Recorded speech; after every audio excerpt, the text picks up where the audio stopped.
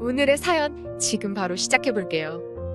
술 때문에 어디 가서 말도 못할 큰일을 겪었던 추억이 생각나서 저도 한번 저희 이야기를 해보려고 합니다. 자랑할 만한 일은 아니기에 누구에게도 말한 적은 없는데 익명이 보장되는 이곳이라면 마음 놓고 이야기를 해도 걱정이 없겠네요. 벌써 몇 년 된 이야기이고 자세한 부분은 기억도 가물가물해서 잘 나지를 않습니다.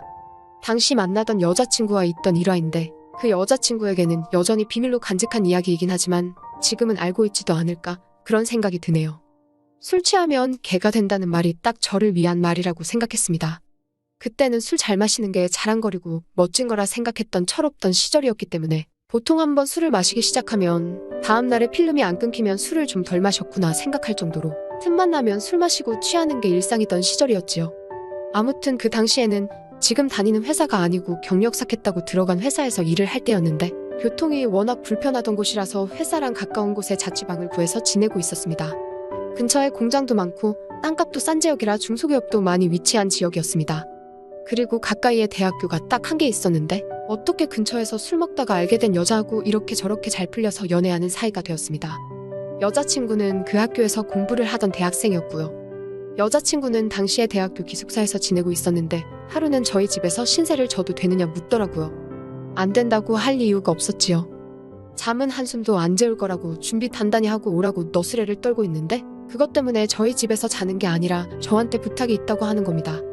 본가에서 자기 이모가 놀러 오는데 자기가 기숙사다 보니 이모가 자고 갈 곳이 없다고 저희 집에서 신세 좀 져도 되겠냐고 하더군요.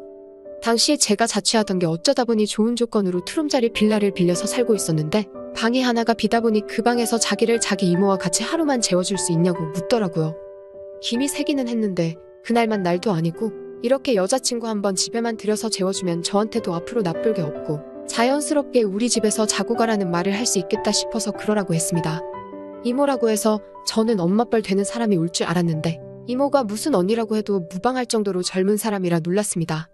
지방에서 나레이터 일을 하고 있다고 하는데 할아버지가 재혼을 하면서 늦둥이로 가진 이모라서 나이 차이가 자기랑 얼마 나지 않는다고 하더군요.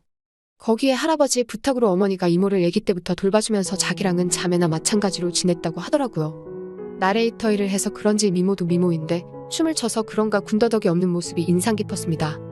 여자친구한테 지나가는 말로 너네 이모가 너보다 더 이쁘다라고 농담 한마디 건넸는데 여자친구가 질투를 한 건지 제 등짝을 세게 때리더라고요. 아무튼 여자친구도 미모가 어디 빠지는 사람은 아니었는데 모델급 정도 되는 여자 2명을 끼고 돌아다니니 주변 남자들이 저를 부러워하듯 쳐다볼 정도였습니다.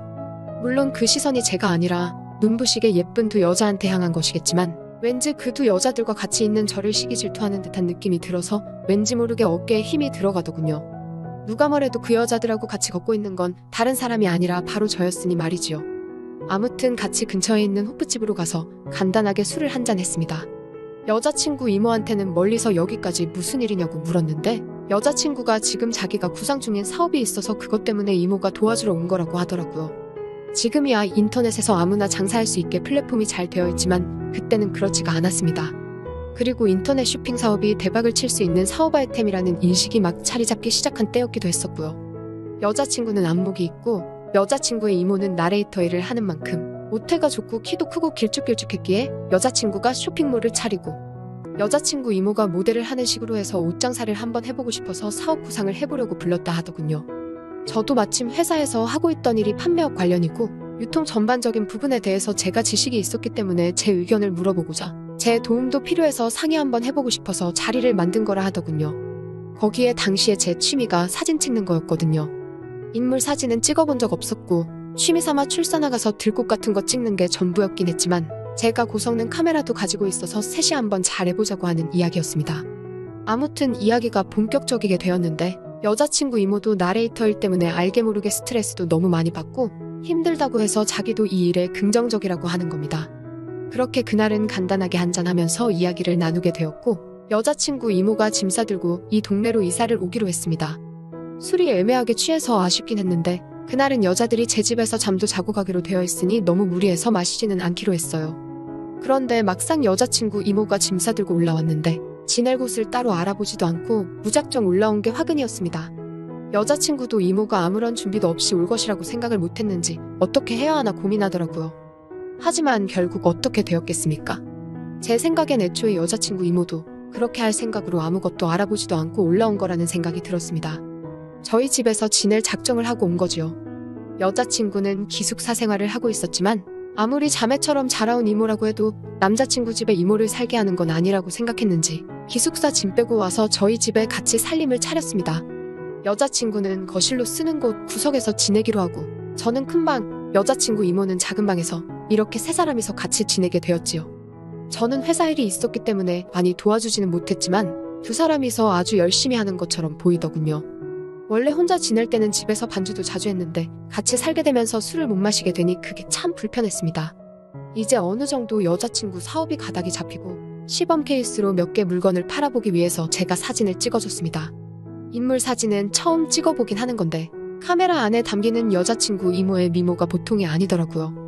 아무튼 그렇게 시범타로 물건을 올려서 팔기 시작했고 예상외로 반응이 좋아서 몇 번 안 되긴 했지만 물건을 전부 매진시키게 되는 기염을 토하게 되었습니다. 그때는 아주 사업이 잘 될 거라고 잔치 분위기였고 그 분위기에 술이 빠질 수는 없었지요. 기쁜 날이기도 하고 어쨌든 이 성공에 저도 한몫 보탬이 되었다 싶어서 고주망태가 될 때까지 술을 마시게 되었습니다.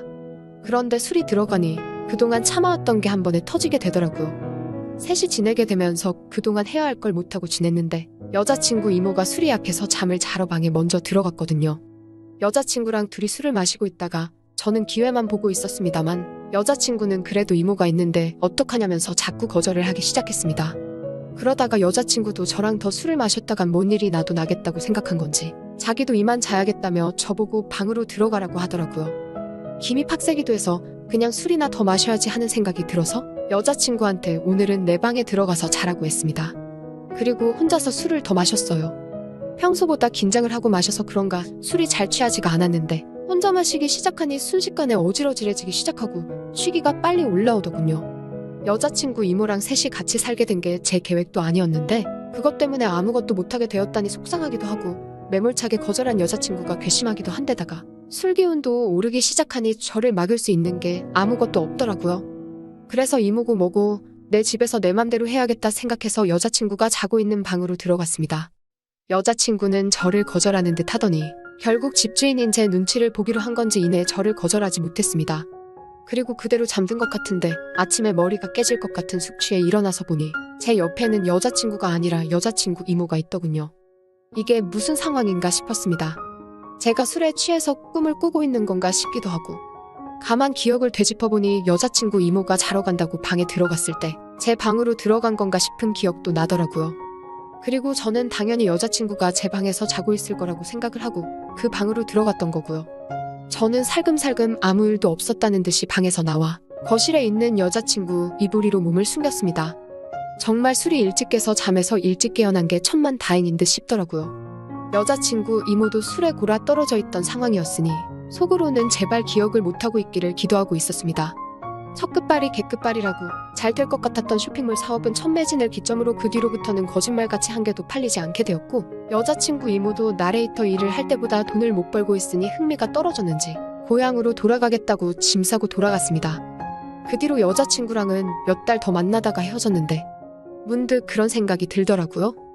여자친구 이모가 과연 흥미가 떨어져서 돌아간 건지 아니면 그날의 일을 기억하고 있었고 여자친구한테 미안한 마음에 그냥 일을 접고 돌아가게 된 건지 말입니다.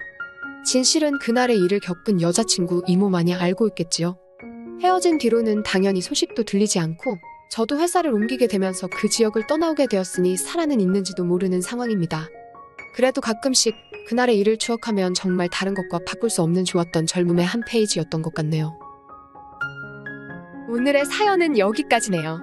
긴 사연 끝까지 들어주셔서 감사합니다. 구독과 좋아요 잊지 말아주세요.